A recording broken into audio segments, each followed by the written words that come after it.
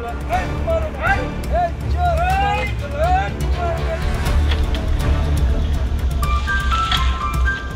हम लोग का रास्ता नहीं है।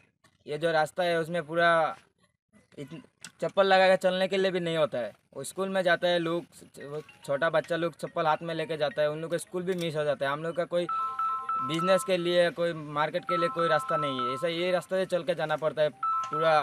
ऐसा ही मतलब कपड़ा लगा के चलना मुश्किल हो जाता है बारिश का मौसम में। हमारा इधर का MP MLA से अभी कुछ काम नहीं हुआ है। ये रास्ते के लिए हम लोग बहुत बार कंप्लेन भी किया है, लेकिन अब आज से 8-9 साल पहले एक बार थोड़ा मिट्टी उट्टी गिराया था इसमें, फिर दोबारा कुछ काम नहीं हुआ अभी इसमें।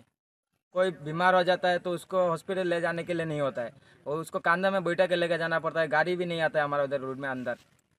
রামকৃষ্ণনগর বিদ্যানগর জিপির খুনাগ্রাম পূর্ব খুনাগ্রাম এই রাস্তা দিয়া আমরা একদম শ্রীকৃষ্ণপুর গিয়া মানুষ বাজার হাট করে। এর মাঝে ছাত্রেরা সকালে যায় জুতা হাতে লইয়া, বৃষ্টি দিলে ফেক হয়ে যায় গিয়া, এখান দিয়া আটা যায় না। আমরাও মানে জুতা ছাড়া আঠি এই রাস্তা বাই দিয়া।